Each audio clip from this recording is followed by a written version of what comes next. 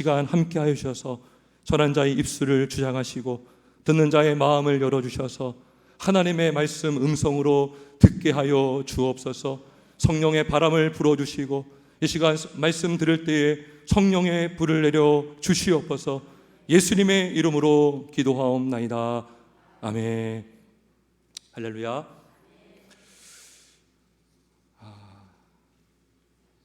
예수님 당시에 많은 서기관들과 바리새인들이 있었습니다. 이들은 율법에 열심이었고 참 종교적으로 열심히 살았던 사람들입니다. 성경을 많이 알고 있고 성경을 능통하다고 자부했던 사람들이지만 정작 성경에서 말씀하시고 있는 예수님을 만나지를 못했습니다. 예수님이 이런 말씀하셨습니다. 너희가 성경을 연구하거니와 너희가 내게로 오지를 않는다라고 말씀하신 적이 있어요. 성경은 구약부터 신약까지 다 예수님을 증거하고 있습니다. 창세기부터 요한계시록까지 예수님을 증거하고 있고 우리의 구원자는 오직 예수님밖에 없다는 것을 성경은 증거하고 있는데 정작 율법을 많이 알고 율법을 잘 지킨다고 하는 바리새인들과 서기관들은 그 율법에서 드러내고 있는 예수님을 만나지를 못했습니다. 여러분, 서기관들이 어떤 일을 했냐면요, 옛날에는 오늘같이 인쇄소가 없습니다. 오늘날 책을 여러 권 만들려면 인쇄소에서 여러 권을 이렇게 인쇄를 해서 찍지 않습니까? 근데 서기관들은 여러 성경들을 필사했습니다. 한 사람이 불러주면 10사람이 그걸 그대로 필사해서 성경책을 만드는 거예요. 그 당시엔 구약밖에 없었죠. 근데 거기서 하나님이라는 단어가 딱 나오면 멈춥니다. 그리고 붓을 깨끗이 빨아요. 그리고 목욕까지 합니다. 하나님은 두렵고 어미하시고 너무나 크신 분이기 때문에 사람이 함부로 쓰면 안 된다라는 그런 아주 조심스러운 마음으로 썼던 사람들이 서기관들입니다. 근데 그들이 그렇게 성경을 귀하게 여겼지만 성경에서 말씀하고 있는 예수님을 만나지를 못했습니다. 그리고 구약에서 그렇게 예언하고 오시기로 약속하신 그리스도가 눈앞에 나타났음에도 불구하고 그들의 영적인 눈이 어둡고 지각이 어두워서 그들은 예수님을 예수님으로 믿지를 못했습니다. 여러분, 우리가 성경을 보고 교회를 많이 다닌다고 해도 성령의 은혜, 깨닫게 하시는 은혜, 성경을 통해 예수를 만나지 않으면 여러분 그 많은 성경 지식은 우리의 머리를 교만하게 할 뿐인 것입니다. 지식은 사람을 교만하게 한다고 했어요. 신앙인이 아니라 종교인이 되기 쉽고요. 이단들이 얼마나 성경을 많이 알고 있습니까? 근데 그들은 성경을 통해서 예수님을 만나지를 못했습니다. 이단 교주를 믿고 이단 교주를 숭배하고 찬양하지 예수님을 찬양하지 않습니다. 우리가 성경에서 예수님을 만나지 못하면 우리는 내용이 빠진 형식주의자, 율법주의자로만 살아갈 수밖에 없습니다. 자, 그러면 바리새인들과 서기관들이 깨닫지 못했던 중요한 진리가 하나 있는데요. 그건 바로 이것입니다. 이들은 밖에서 안으로 들어가는 것이 우리를 더럽게 한다라고 믿었어요. 하지만 예수님께서 뭐라고 하셨냐면 안에서 나오는 것이 사람을 더럽게 한다라고 말씀해 주셨습니다. 서기관들과 바리새인들은 손을 씻지 않고 먹는 자는 전통을 어기고 또 그릇을 씻지 않고 사용하는 자는 율법과 전통을 다 어긴다라고 정죄했지만 예수님은 말씀하시기를 밖에서 안으로 들어가는 음식은 마음으로 들어가지 않고 배로 들어가 뒤로 나간다. 그래서 음식은 깨끗하다라고 말씀하셨습니다. 그러면서 밖에서 안으로 들어오는 것이 사람을 더럽게 하는 것이 아니라 안에서 밖으로 나가는 것이 더럽게 한다라고 예수님은 말씀해 주셨습니다. 자, 그러면 안에서 나오는 더러운 것이 뭘까요? 우리 7장 21절, 22절을 한번 같이 읽어보겠습니다. 7장 21절, 22절 같이 읽습니다. 시작.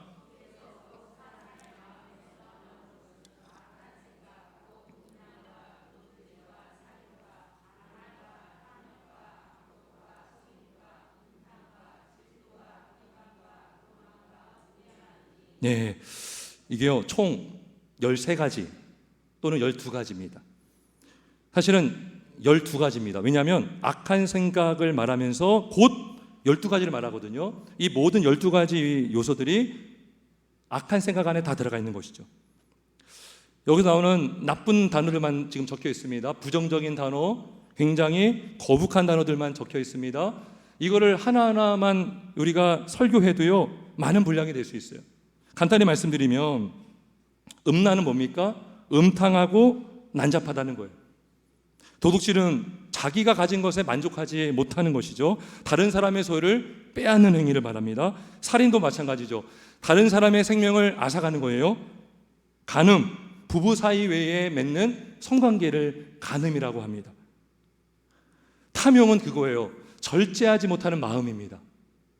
만족하지 못하는 마음. 거기서 탐욕이 나옵니다. 악독은 뭐예요? 악하고 독한 것. 속임은 악한 행위를 더 효과적으로 하기 위해서 속이는 거예요. 자, 악한 행위를 하려면 티 안 나게 하는 게 효과적이겠죠. 그래서 속이는 것입니다. 그래서 사기를 치기도 하는 것입니다. 음탕은 방종하고 부도덕한 행위를 말합니다. 자, 질투는 뭘까요? 자, 질투의 원어를 보니까요 눈이라고 돼요. 눈, 아이, 눈으로 되어 있어요. 질투의 원어가 눈이라고 해요. 눈. 왜요? 눈을 통해서 질투하잖아요. 그죠? 상대방이 잘 되는 것 기뻐하지 않잖아요. 나보다 많이 가지면 배 아프잖아요. 질투는 이것입니다. 쉽게 말하면 남이 잘 되는 걸 기뻐하지 않는 게 질투입니다. 자, 그 다음에 비방이 나오죠. 왜 비방합니까? 질투하기 때문에 비방하는 거예요. 다른 사람을 질투하기 때문에 비방하고요, 깎아내리고요, 다른 사람, 그 사람이 없는 곳에서 흉보기를 하는 것입니다. 왜요? 질투가 나잖아요. 그 다음에 교만은 뭡니까? 결국 질투는 교만과 연결돼요. 내가 다른 사람보다 낫다라는 그 교만한 마음이 저 사람 나보다 잘 되면 안 되는데, 나보다 스펙도 안 좋는데 어떻게 나보다 좋은 직장 가고, 저기 집에 아들들은 우리보다 학원도 안 보내는데 어떻게 좋은 대학을 가지? 교만한 게 있는 거죠. 그러니까 질투하게 되고 비방하게 되고 교만한 마음이 생기는 겁니다. 우매함은 그거예요. 우매함은 생각 없음, 이게 우매함입니다. 생각하지 않고 행동하는 것, 생각 없이 말하고 움직이는 것. 자, 근데 이러한 모든 음란부터 우매함까지 이 행위들이 결국 어디서 나온 것이다? 악한 생각에서 나온다는 것입니다. 음란한 생각이 음란하게 만들고요, 도둑질하고 싶은 마음이 도둑질을 하게 만들고요, 남을 미워하는 생각이, 악한 생각이 남을 죽이게 만들고요, 다른 사람의 배우자를 탐하고 싶은 마음이 간음하게 만들고요, 자신의 것에 만족하지 못하는 생각에서 탐욕이 생기는 것입니다. 남을 해치고 싶은 악한 생각에서 악독이 나오고요, 속임이 나오는 것입니다. 그러니까 이 모든 것들이 악한 생각에서 나온다는 것입니다. 그리고 이 모든 것들이 마음에서 나온다는 것이죠. 여러분, 우리가 말하는 것은요, 마음에 가득한 것이 나오는 거예요. 마음에 가득한 것. 화산 폭발할 때 분화구에서 그 용암이 막 분출하잖아요. 막 분출하는 것처럼 우리 마음에 가득한 더러운 악한 것들이 우리 마음에서 나오는 것입니다. 그래서 여러분, 그 유명한 종교개혁가 칼빈이 그랬습니다. 우리의 마음은 우상 공장이다. 우리 마음에서 우상들이 막 만들어져 나오는 거예요. 여러분, 그래서 우리가 아무리 우리의 겉을 깨끗하게 하고 아무리 치장을 해도요, 우리 안은요 다 죄로 오염되어 있는 거예요. 여러분, 휴지통을 산다고 생각해 보세요. 여러분, 100만 원짜리 휴지통이 있는지 모르겠지만 100만 원짜리 휴지통을 샀다고 해보세요. 금이 칠해져 있고요, 그것도 만족 못해서 거기다가 다이아몬드를 붙여서 100만 원에 샀지만 500만 원짜리 된 거예요. 근데 거기에요, 음식물 쓰레기를 놓으면 얼마 못 가서 그 안에 썩은 냄새가 풀풀 납니다. 뚜껑을 닫아 놓으면 냄새는 안 나겠죠. 근데 뚜껑을 쫙 열면 거기서 뭐가 나옵니까? 더러운 악취가 막 나오는 것이죠. 그리고 음식물이 썩잖아요. 그러면 뚜껑도 올라올 수 있어요. 그러니까 우리의 마음에 가득한 것이 입으로 나온다는 것이 바로 그런 거예요. 여러분, 아이들, 갓난아기들이 있거든요. 갓난아기들에게 누구를 때리라고 가르쳐 준 적이 없어요. 야, 너 맞으면 때려라고 어느 부모가 가르쳐 주겠습니까?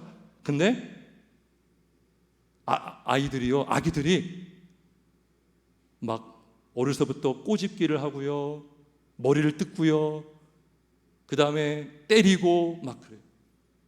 거짓말을 알려준 것도 없는데 거짓말하고요, 막 속이고요, 부모님을 막 이용하기도 합니다. 조종하기도 합니다. 마음에 가득한 것이 밖으로 나온다는 것입니다. 그래서 창세기 6장 5절에 이런 말씀이 있습니다.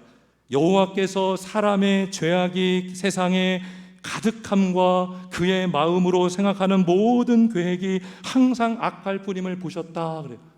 그들의 생각이 항상, 그들의 계획이 항상, 가끔이 아니에요, 항상 악할 뿐임을 보시고, 그 다음에 어떤 일이 벌어졌습니까? 홍수의 심판을 내리지 않습니까?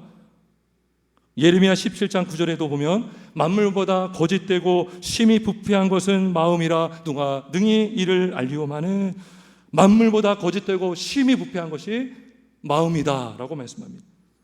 따라서 밖에서 안으로 들어가는 것이 우리의 존재와 우리의 영혼과 우리의 모든 것들을 더럽히는 것이 아니라 이미 우리 안에 가득한 것이 뭡니까? 더러운 것으로 가득 차워 있다는 것을 성경은 말씀해 주고 있습니다. 바리새인들은 이걸 몰랐어요. 우리가 겉만 잘 치장하고 옷을 잘 차려입고 전통을 잘 지키고 외적인 율법을 잘 지키면 우리는 거룩해질 수 있다, 우리는 의로워질 수 있다, 우리는 하나님께 인정받을 수 있다라는 그 공로신앙, 율법주의적인 그 생각들이 가득 차 있었던 것입니다. 율법과 전통을 철저히 지키려고 했고, 그렇게 지키지 못하는 세리들과 다른 죄인들을 비방하고 정죄하고 책잡기를 힘썼습니다. 여러분, 이게 다 뭐예요? 이게 다 종교행위입니다. 종교행위. 이 땅의 많은 종교들이요, 다 행위를 강조합니다. 가만히 보세요. 행위를 강조하고요, 도를 닦으라고 합니다. 수행을 해야 된다고 합니다. 대표적인 종교 중에 하나가 힌두교거든요. 힌두교는요, 걔네들은 그 윤회를 믿어요. 윤회. 그래서 죄의 업을 없애야 우리가 다음에서 태어날 때 좋은 모습으로 태어난다라는 그런 윤회 사상이 있습니다. 그래서 어떤 사람은요, 물속에서 나오질 않아요. 물속에서 사는 고행을 합니다. 어떤 사람은 나무 위에 올라가서 내려오질 않습니다. 어떤 사람은 외 다리로 며칠, 몇 년을, 몇 달을 막 서 있어요. 예전에 제가 한번 인터넷 보니까요, 인도에서 힌두교 수행하는 사람인데요, 왼팔인지 오른팔인지 이거를 30년 넘게 들고 있었다는 거예요. 이제는 내리고 싶어도 못 내려요. 그리고 사진 보니까요, 요 손톱에 그 손톱이 엄청 길더라고요. 왜요? 내리지 않았기 때문에. 고행을 하는 거예요. 잠 안 자는 고행, 물속에서 안 나오는 고행, 심지어는요, 땅을 파서 목만 내놓고 며칠을 있는 고행도 있습니다. 이게 뭐예요? 이런 고행을 통해서 우리의 죄를 좀 깎아주고 경감시키고 죄의 업을 좀 이렇게 없애려고 하는 마음이 있는 것이죠. 여러분, 우리나라에도요, 정말 불교계, 세계 불교계에서 유래를 찾아보기 힘든 극한 고행을 했던 사람이 있습니다. 여러분 아실 겁니다. 성철 스님. 몇 가지만 말씀드릴게요. 성철 스님이 어떤 고행을 했냐면 장좌불화라는 고행이 있습니다. 8년 동안 눕지를 않는 고행을 했습니다. 8년 동안 눕지를 않았어요. 10년 동안 무건수행, 아무 말도 하지 않았습니다. 유명한 일화가 있습니다. 그 당시에 박정희 전 대통령이 성철을 만나려고 왔는데 만나주지도 않았습니다. 가족들이 만나려고 왔지만 만나주지 않아요. 왜요? 말을 할 수 없잖아요. 자, 근데 그래서 그때 성철 스님이 한 고행이 세계적으로 막 알려지기 시작하면서 저 사람은 과연 석가모니가 다시 이 땅에 온 것이 아니냐라고 말할 정도로 세계 불교계에서 아주 이슈가 된 적이 있습니다.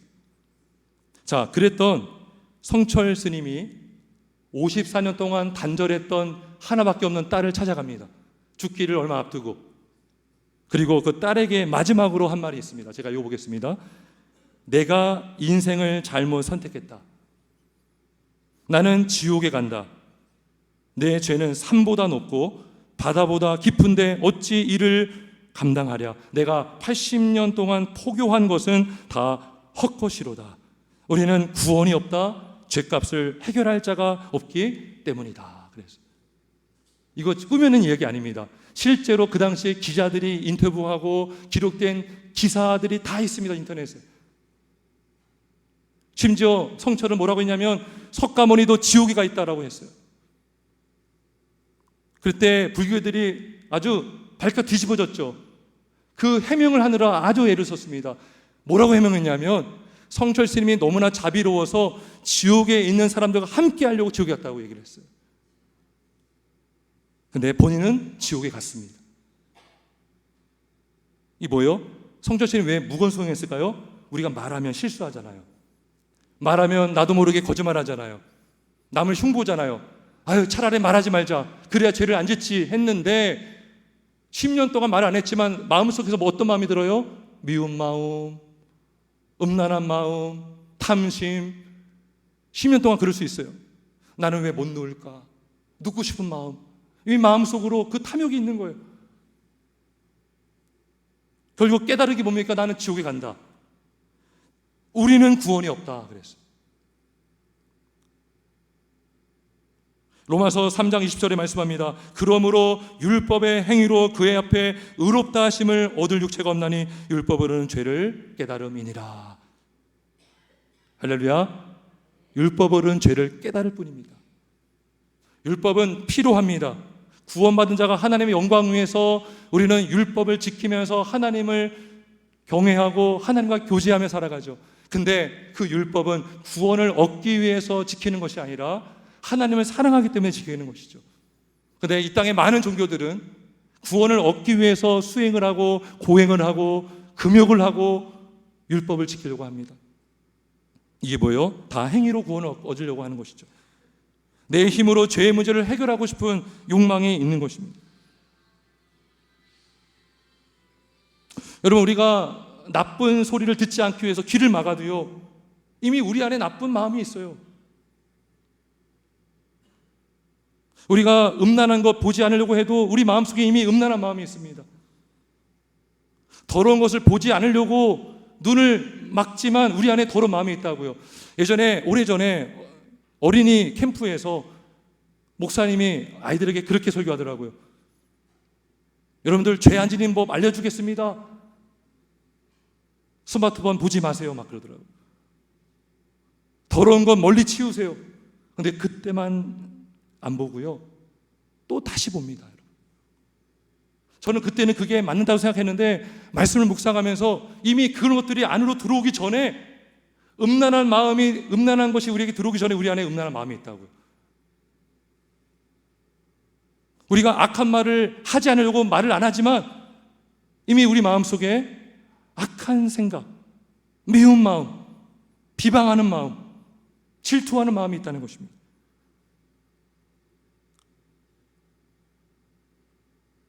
우리가요, 아침에 눈을 뜨고 잠자리에 드는 직전까지 우리는요, 늘 죄를 짓습니다.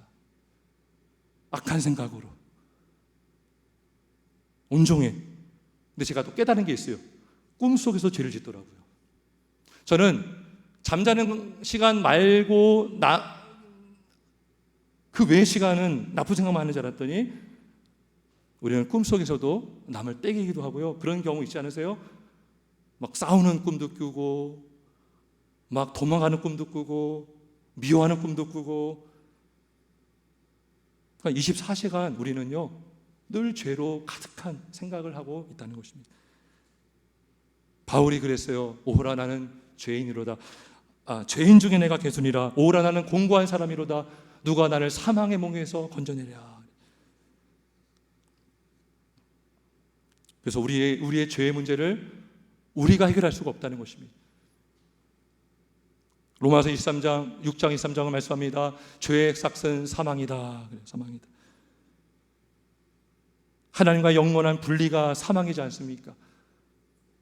영원한 죽음은 지옥이고 영원한 불못이고 유황분에 떨어지는 것이 바로 둘째 사망이다라고 성경은 말씀하고 있지 않습니까? 여러분, 그러면 어떻게 됩니까? 우리 스스로 구원을 받을 길이 없다는 것입니다. 우리 스스로 우리 안에 있는 더러운 이 죄를 제거할 힘이 없습니다. 근데 이 죄의 문제가 해결받지 못하면 우리는 구원받을 길이 없어요.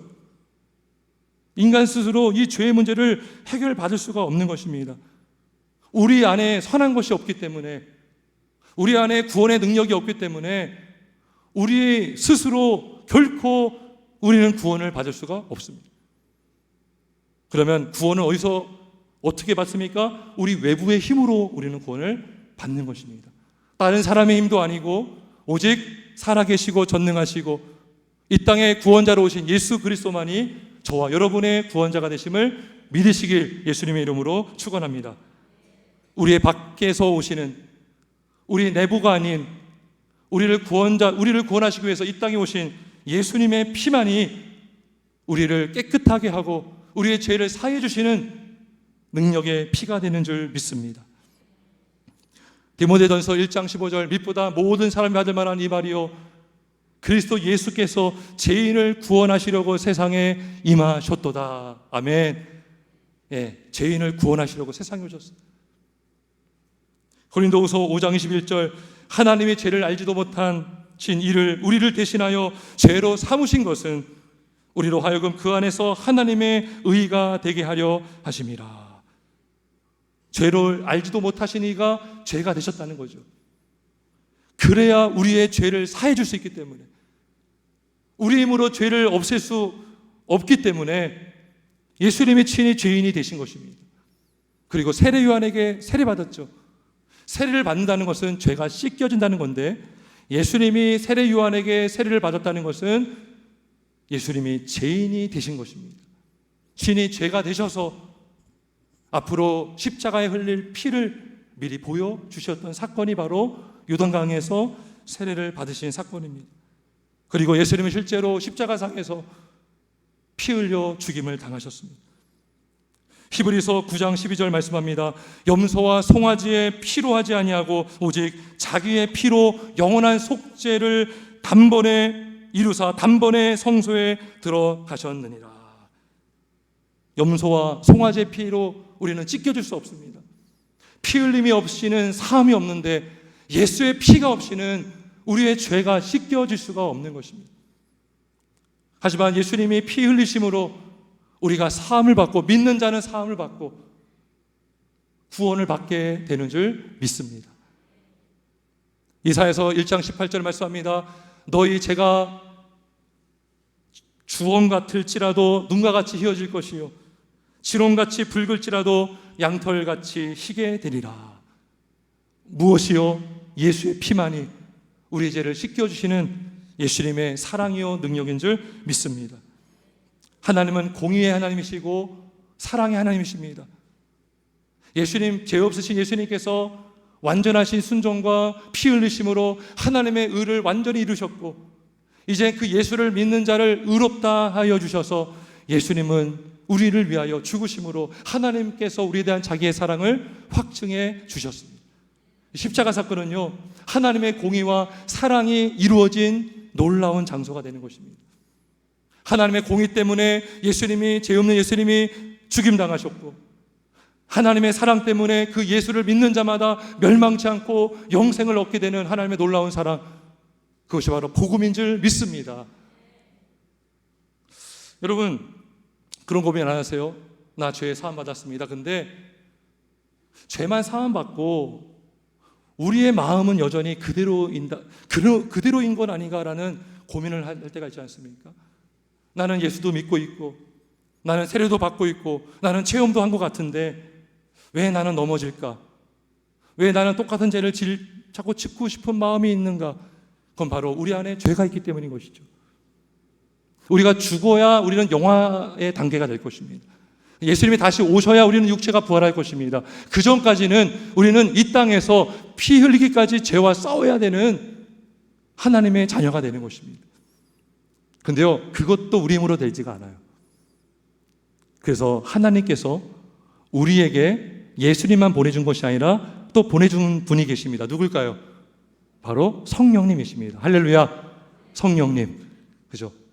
예수님께서 십자가에 피 흘려 죽으심으로 우리의 죄가 다 사함받고 또 다른 보혜사 성령님을 예수를 통해서 보내주셔서 예수를 믿는 자 안에 성령님이 계시게 하셔서 성령님을 의지하게 하시고 성령께서 우리의 마음을 열어주시고 변화시켜 주셔서 우리의 죄를 깨달아 회개하게 하시고 말씀을 깨달아 말씀을 순종하게 하셔서 우리가 이 땅에서 예수를 믿고 예수의 말씀대로 살아갈 수 있는 그런 힘을 성령을 통해 우리는 받을 수가 있는 것입니다.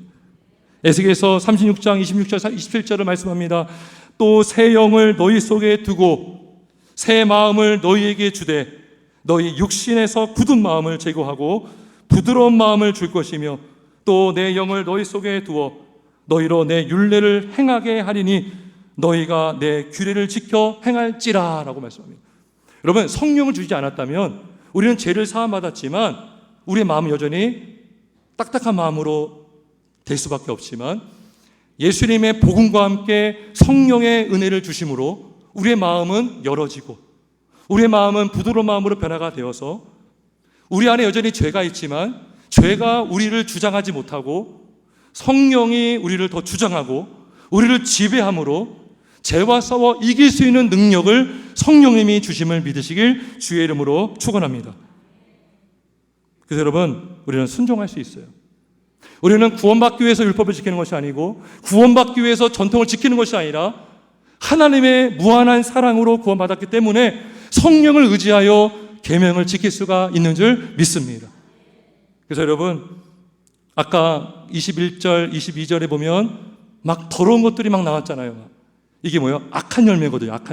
악한 생각에서 악한 열매가 나옵니다. 악한 생각은 악한 뿌리가 있기 때문인 것이죠. 죄로부터 시작된 악한 생각은 악한 열매를 맺지만 우리의 거듭난 양심이 성령의 뿌리를 내리면 우리는 성령의 열매를 맺을 수가 있습니다. 사랑과 희락과 화평과 오래 참음과 자비와 양성과 충성과 온유와 절제, 이게 뭐예요? 아까 언급했던 12가지의 악한 생각과 요소들과 완전 반대가 되는 거 아니에요?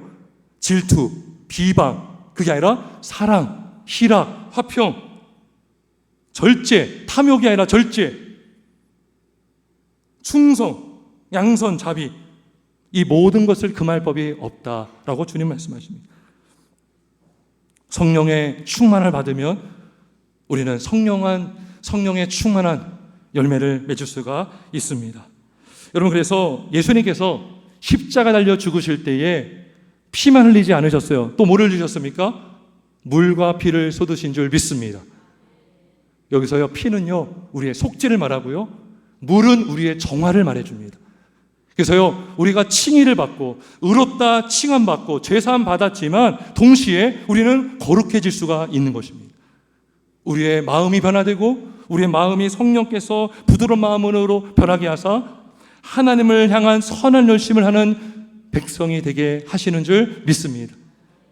디도서 2장 14절 말씀합니다. 그가 우리를 대신하여 자신을 주심은 모든 불법에서 우리를 속량하시고 우리를 깨끗하게 하사 선한 일을 열심히 하는 자기 백성이 되게 하려 하심이라. 이게 뭐예요? 피와 성령, 예수님의 말씀, 예수님의 죽으심과 또 우리에게 보내신 성령을 통해서 우리는 속량을 받고 깨끗하게 되고 선한 일을 열심히 하는 하나님의 백성이 되게 하심으로 우리가 구원받았다고 해서 내 멋대로 사는 인생이 아니라 성령에 사로잡힌 인생, 하나님의 영광을 위해서 살아가는 인생이 되게 하셔서 하나님을 경외하는 인생, 우리를 삼아주신 줄 믿습니다. 말씀을 정리합니다. 오직 예수님의 피만이 우리 안에 있는 모든 더러운 모든 것들을 씻겨주심을 믿으시길 주의 이름으로 축원합니다. 예수의 피만이 우리를 정결케 합니다. 세상의 어떤 종교도 우리의 죄를 해결할 수 없지만 예수 십자가에서 흘리신 피만이 우리를 깨끗하게 하고 우리에게 주신 성령을 통해서 우리는 하나님의 뜻대로 살아감으로 사랑의 열매를 맺을 수가 있는 줄 믿습니다. 모두가 예수를 믿으시기를 주의 이름으로 축원합니다. 예수 믿고 성령 충만 받아서 우리가 속죄함 받은 인생, 하나님의 뜻에 순종하는 복된 인생 살아서 하나님을 영화롭게 하고 우리 이웃에게도 풍성한 열매로 함께 기뻐하는 저와 여러분의 인생 되시길 예수님의 이름으로 축원합니다. 우리 함께 기도하겠습니다.